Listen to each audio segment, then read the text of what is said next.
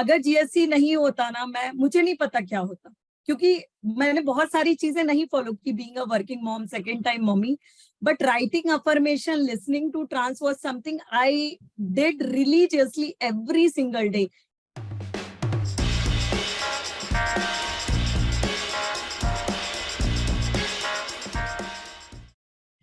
Yes. Hello. Thank you so much for this wonderful opportunity. No, it is our pleasure to listen you, not only mine, but all other moms who are listening to you, that how exactly, like basically, you can share why this thought came in your mind, you should donate your breast milk. So we'll start from there. Before that, you can just introduce yourself, like you're from where and your profession, so that, Sure. yeah, you can start. Okay, sure. I'm Akanksha. I'm currently residing in Bangalore. और अगर educational background देखें तो मैंने engineering किया है mechanical में, और उसके बाद में एमबीए किया है ऑपरेशंस मैनेजमेंट में from Symbiosis. All Maharashtrians will know about Symbiosis. So I've done my master's from Nashik, and after that I had started working. I never had a break. तो अभी तक मेरा कुछ 17-18 years का work ex है. I have never on been any break. और मेरे 2 बच्चे हैं. एक बड़ा बेटा मेरा 7 साल का है, और अभी फिर जो मेरी बेटी है वो 5 महीने की है अभी. और वो थोड़ा लेट प्री टर्म थी, तो वो 1 महीने पहले पैदा हो गई थी, तो करेक्टेड एज 4 months है. और यहाँ पे मैं बैंगलोर में, मेरे हस्बैंड है वो एंटरप्रेन्योर है, सो ही इज ऑलवेज बिजी. और मैं एक कंपनी है O9 सॉल्यूशंस करके, बैंगलोर में ही सप्लाई चेन कंपनी है, तो I am working there as a senior manager. So that's about me. Yes, nice to hear you and nice to know about you in detail. So yes, ma'am will start now. So basically, आपको ऐसे क्यों लगा कि breast milk donate करना चाहिए? ये thought क्यों आया? First, your question. ओके, तो मैम ऐसा थॉट शुरू से नहीं था. आई will be very honest. But हाँ, डर जरूर था, क्योंकि मतलब प्रेगनेंसी में ही डर काफी था. तो जब मैं जीएससी में भी अफर्मेशंस लिखती थी, तो मैं ये जरूर लिखती थी कि मेरा जो भी बच्चा होगा वो डायरेक्टली लैच करेगा, और मैं उसको 1 year तक कम से कम ब्रेस्ट मिल्क दे पाऊंगी. अब ये फियर क्यों था? क्योंकि मेरा जो बड़ा बेटा था उसने कभी लैचिंग नहीं किया था. मैंने बहुत ट्राई किया, और उस समय मुझे बैक का भी बहुत ज्यादा इशू, मतलब जो था वो और वर्स हो गया था. तो उस समय पे मैंने बहुत कोशिश की, पर उसने नहीं लैच किया. और अनफॉर्चुनेटली मुझे उस समय पंपिंग के बारे में किसी ने बताया भी नहीं. And being a first mommy, I never knew कि we can extract the milk. Nobody told me. और मैंने बहुत लैक्टेशन कंसल्टेंट्स के पास फिजिकल जाकर के भी लिए थे, बट नथिंग वर्क. अल्टीमेटली जब मैं अपनी मम्मी की प्लेस पे गई, अराउंड 1.5 months हो चुका था तब तक after delivery. I lost full of my supply after 1 month of fever episodes and everything. So जब मैं अपनी मम्मी के यहाँ पे गई, तब मुझे लगा नहीं, कुछ तो पिलाना ही चाहिए, breast milk is so important. तो तब आप विश्वास नहीं मानेंगे, तब मेरे मतलब बिल्कुल जीरो सप्लाई था. और मैंने बहुत सारा रिसर्च करके रीलैक्टेट किया. और मैंने उस समय हमारी फाइनेंशियल कंडीशन भी अच्छी नहीं थी. मेरे हस्बैंड ने ब्रेक लिया होता यूपीएससी के लिए. I was the only earning member, that too on maternity leave. But I chose to invest in Medela, breast pump, जो डबल इलेक्ट्रिक होता है, without any supply. I want to take this risk. I spent 20,000. फिर उसके बाद में but काफी सारी चीजें लेने के बाद और सब करने के बाद I was able to relactate, but till 6 months only. But I could give him 50% formula, 50% breast milk.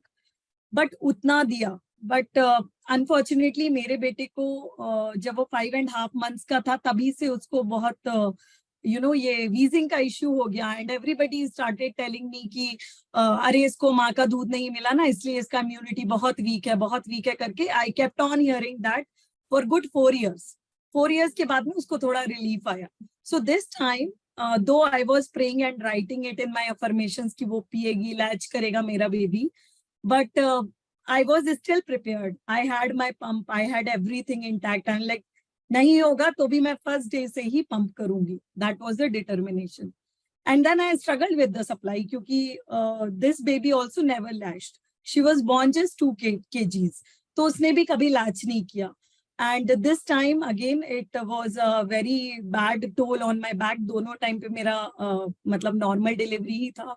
तो it took a bad toll on my back. I was totally like almost like शुरू के time में तो pump किया late जाती थी, ऐसा होता था.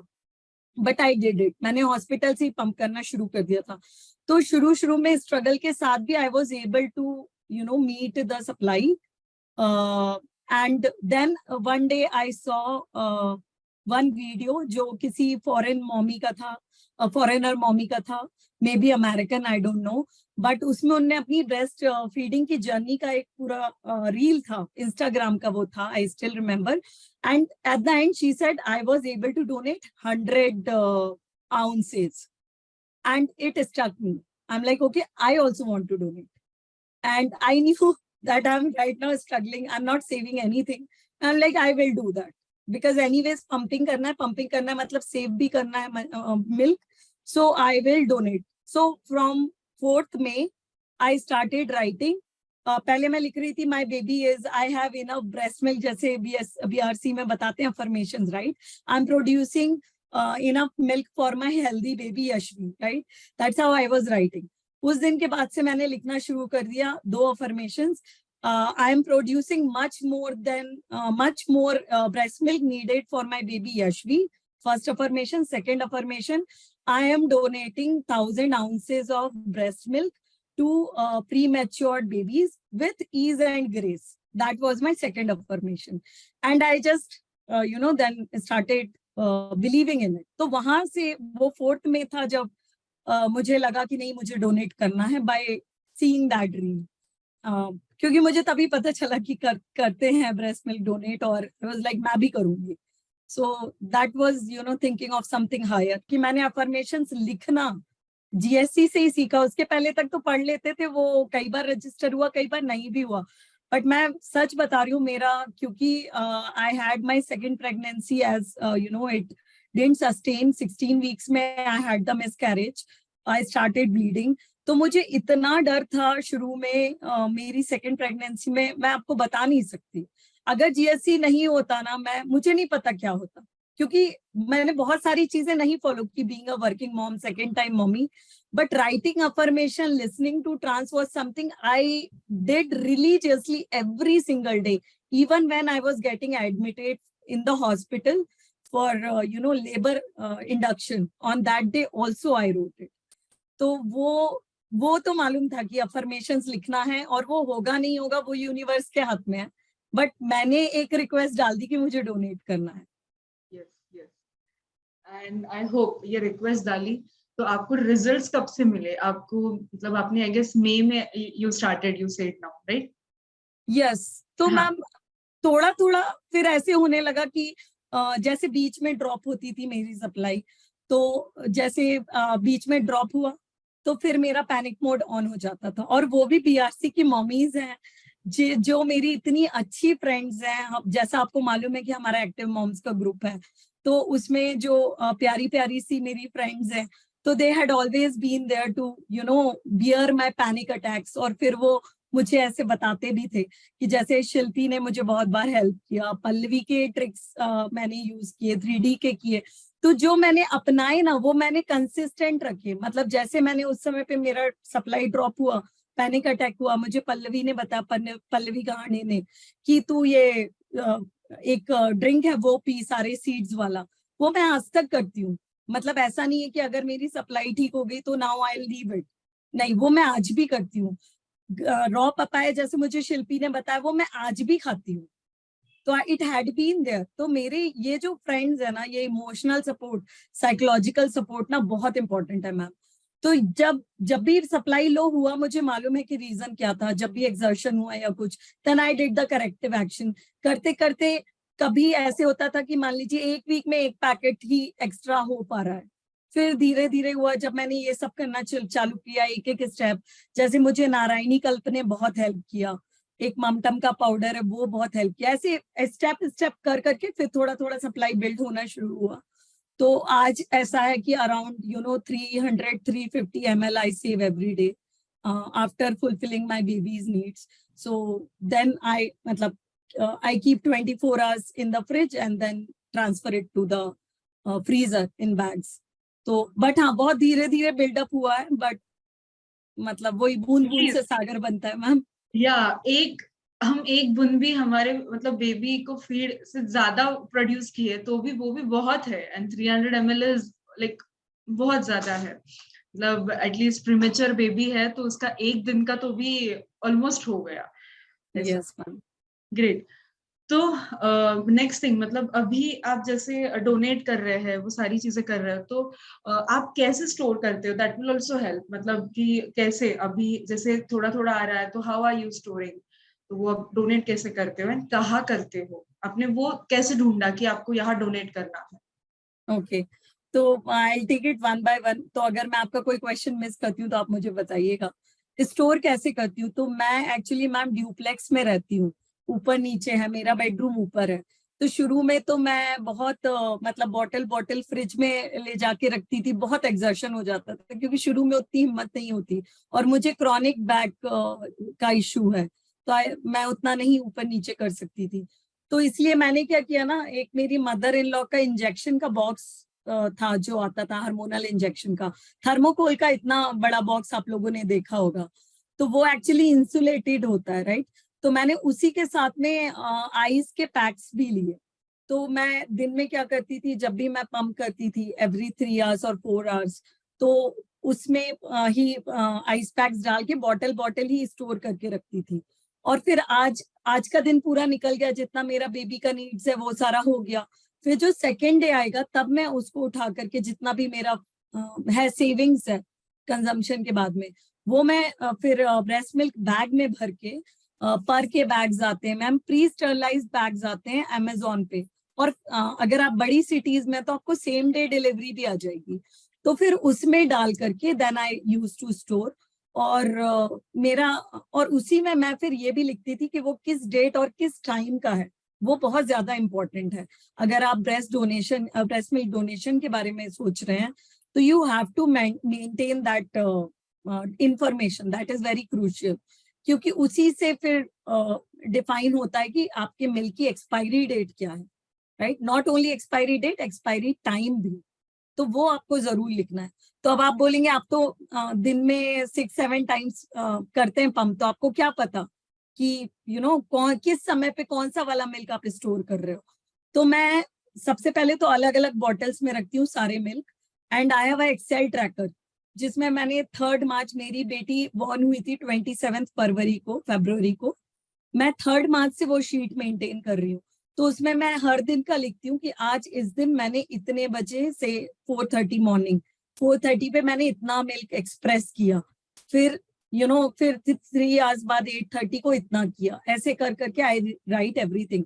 तो जब मैं स्टोर करने जाती हूँ तो मैं देखती हूँ कितना इसमें क्वांटिटी है, and then accordingly when I fill it in the bag, I write it कि आज इस तारीख का ये इतने बजे का मिल्क है। तो जब मैं एक्सप्रेशन करने बैठती हूँ वो वाला टाइम मैं डालती हूँ।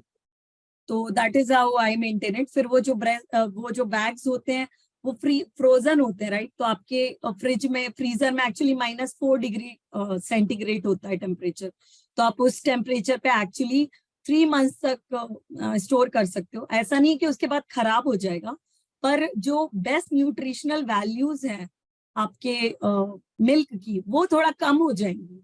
तो इसलिए बेटर है कि आप 3 महीने तक -4 पे स्टोर करके, फिर डीप फ्रीजर्स जो आते हैं जिसमें -20 डिग्री तक टेम्परेचर होता है, उस टेम्परेचर पे आप 6 to 9 months स्टोर कर सकते हैं। सो that is about the storage. फिर जब मुझे डोनेट करना था तो वो कैसे हुआ, तो मैं तो वैसे बहुत फियरफुल थी क्योंकि मेरा तो हर चीज, मेरी जमा पूंजी वही है, मुझे उसी में से अपनी बेटी का काम चलाना है, राइट। तो मुझे कभी वो अंदाजा ही नहीं आ रहा था कि मैं कब से डोनेट कर सकती हूँ। तो मैंने अपने मन में सोचा मैं 6 महीने से डोनेट करूंगी। अभी क्या हुआ कि मेरा जो फ्रीजर था वो फुल हो गया, तो मैंने अपनी फ्रेंड का मतलब उधार पे लिया कि तुम अपना प्लीज फ्रीजर दे दो, तो उसने मुझे अपना, उसका पूरा फुल डोर वाला फ्रीजर है, so she gave me 2 shelves in that, तो मैंने वहां रख रखा था।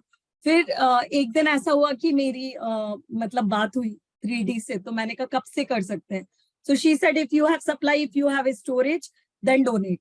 सो आई वाज स्टिल थिंकिंग कि क्या करना है, फिर शी सेड ऐसे तुरंत सप्लाई विल नॉट ड्रॉप, अगर एक स्टेबल सप्लाई आ गई है तुम्हारी 4 महीने से है तो you can donate. That was 13th of July। तो बस मैंने उसी दिन फोन किया, तो मुझे पता चला कि गूगल पे सर्च किया तो पता चला same hospital where I delivered have started in me. So I called them, तो पहले हैदराबाद कॉल लगा, उनने मेरा कॉल तुरंत बैंगलोर ट्रांसफर किया क्योंकि एकदम न्यूली लॉन्च फैसिलिटी थी, मुझे within a minute call आ गया। और फिर वहां पे जो मैम थी, डॉक्टर मैम, उनने कहा कि आप, उन्हें पूरा मुझे प्रोसेस बताया, आप आइए, आपका हम कंसेंट लेंगे पहले कि हम आपके साथ जबरदस्ती नहीं कर रहे हैं, and you are fulfilling your baby's need first, that is important. समाज सेवा या कोई भी सेवा हो, सब घर से शुरू होती है, तो पहले आपकी बेबी की नीड्स फुलफिल होनी चाहिए, उसके बाद में आप डिसाइड करो कि आपके पास एक्स्ट्रा है, और अगर एक्स्ट्रा है तो then you come here, sign that consent form. फिर आपका स्क्रीनिंग टेस्ट होगा जानने के लिए कि आपको कोई इंफेक्शियस डिसीज नहीं है। ये सारे टेस्ट एक्चुअली हमारे प्रेगनेंसी में भी होते हैं, बट उनकी वैलिडिटी 6 मंथ्स है, तो क्योंकि मेरी बेटी ऑलरेडी 4.5 मंथ्स की हो रही थी, तो आई थॉट शायद मतलब वो टाइम निकल गया होगा, राइट। तो इसलिए मैंने दोबारा स्क्रीनिंग कराया, हॉस्पिटल ने मुझे कुछ भी चार्ज नहीं किया, उन्हें free of cost 2 screening test सारे किए, और विद इन आवर्स रिजल्ट आ गए थे। तो उन्होंने कहा अगर it is like negative is positive, तो अगर सारे रिजल्ट्स नेगेटिव हैं तो वो पॉजिटिव है। तो once you sign the consent form, once your screening test results are negative, then you are positive to go for and become a donor mother. So that is the process. आप भी Google पे भी search कर सकते हैं, या chat GPT is a good option, जब आप अपने क्वेश्चंस पूछें कि कोई ह्यूमन मिल्क बैंक कहा जाता है, ब्रेस्ट मिल्क बैंक जनरली उतना रिकॉग्नाइज टर्म नहीं है, it is called human milk bank. आप ह्यूमन मिल्क बैंक आप जिस एरिया में उससे सर्च करेंगे तो आपको आंसर्स मिलेंगे। अगर बहुत छोटी जगह तो नियर बाय कोई बड़ी जगह होगी, जैसे मे बी उडुपी में नहीं होगा तो उडुपी वालों के लिए बैंगलोर में होगा, बट वो भी शुरू में स्टोर पंप स्टोर करके ही रखते थे क्योंकि प्री मैच्योर्ड बेबीज नहीं सक कर पाते, लैच नहीं कर पाते, but luckily she picked up later. But जो वो उसको मैंने इतना छोटा देखा ना मैम, किसी बच्चे को हमने पहले इतना छोटा देखा नहीं था, तो मुझे ये जरूर मन में आया कि अच्छा इसके लिए तो चलो अच्छा है कि इसकी माँ is able to produce milk, but सारी माँ नहीं कर पाती ना मैम। तो जब मैं कंसेंट फॉर्म भी साइन करने गई थी ना, इतने टाइनी बच्चे थे ना मैम, मतलब मुझे अभी भी याद करके गूज़बम्स आ रहे हैं। तो मुझे लगा अगर इनके लिए थोड़ा सा भी और, मतलब अगर मुझे थोड़ी और भी मेहनत करनी पड़े ना तो व्हाई नॉट, मतलब Yes. I can not express. या मतलब अगर मैं अभी 50% या 60% प्रोड्यूस कर पा रही हूँ, तो और मैं अगर पंपिंग करूँ तो at least I can reach till 80-90%, which you can donate. Definitely definitely. तो वही मैंने कहा ना, मतलब कोई पर्पस है ना, तो इट हेल्प्स अस टू, मतलब वो मेहनत करने में हमें वो मेहनत नहीं लगती है, बल्कि क्योंकि हमें वो गोल तक पहुंचना है, that is what is the thing which helps with purpose. Yes, very good. And now the last ki abhi, look how you're feeling after I guess 1 month नहीं हुआ अभी तक ना, you're donating 20-25 days around। तो अभी तक आपने कितने लीटर्स डोनेट किया है, कितनी बार, एंड व्हाट इज लाइक, आपको दिल से क्या लग रहा है आफ्टर डोनेटिंग? तो मैंने अभी तक मैम 2 बार में डोनेट किया, एक तो जो मैं लेके गई थी अराउंड 12 पैकेट्स, तो और फिर उसके बाद मैंने पिकअप करवाया तो that those were again some 37 packets. तो टोटल मिला के मैंने तकरीबन 7.5 लीटर्स डोनेट किया अभी तक, और तो around 49 packets and 7.5 litres around I have donated. और कल मतलब I have still some excess bags, तो टुमारो आई एम इनवाइटेड, क्योंकि वो सेम हॉस्पिटल में ये ब्रेस्ट फीडिंग वीक चल रहा है ना, तो कल कंक्लूजन है उसका, तो उसकी क्लोजिंग सेरेमनी है, तो they are ending it with breast milk donation.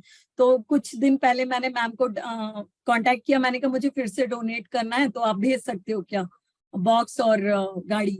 तो बोले कि why don't you come and donate in the hospital. मैंने कहा मैम कैसे करूंगी, मेरा एग्जाम भी है। तो वो बोलने लगे नहीं मैम, हम तो आपको ऐसे भी इनवाइट कर रहे थे, तो आप आइए, आपको तो आना है ही। तो इसलिए कल है वो ब्रेस्ट मिल्क का डोनेशन ड्राइव। तो मुझे हॉस्पिटल में इनवाइट किया है, probably they will give some appreciation letter और समथिंग। तो again tomorrow 30 more packets I will be donating. तो I will tell you how much quantity will that be, but yeah अभी फिर भी मैम मैं ये कहूंगी कि even with this, it will be around 35 to 40% of my target after doing tomorrow. क्योंकि मेरा टारगेट जो मैंने लिखा है वो है 1000 ounces which comes out approximately 30 liters. तो अगर इससे 10-11 भी हो गया तो भी मुझे फिर भी लगता है कि अभी फिर भी 40% तक ही पहुंचेगा। नहीं, you will complete 30 liters. अगर आपने 20 days में around 8, tomorrow's also I'm counting a little bit. So around 7.7 to 8 liters अगर आपने 20-25 days में किया तो definitely now much more is to go, because तो बहुत है definitely. मुझे तो अभी ऐसे फील हो रहा है कि you'll donate more than 30 liters, more than your expectations, and definitely you can, because see, this is the thing which will definitely अगर ये दिल से है ना तो वो कंप्लीट होगा, और उससे ज्यादा ही होगा, कम नहीं होगा. Do let us know in next may be 6-7-8 months, and Yeah, कब thank you आपका so much, target ma'am, for complete your होगा wishes. नहीं, I'm keeping the fingers crossed. या डेफिनेटली होगा, डेफिनेटली होगा, इट विल. Yeah.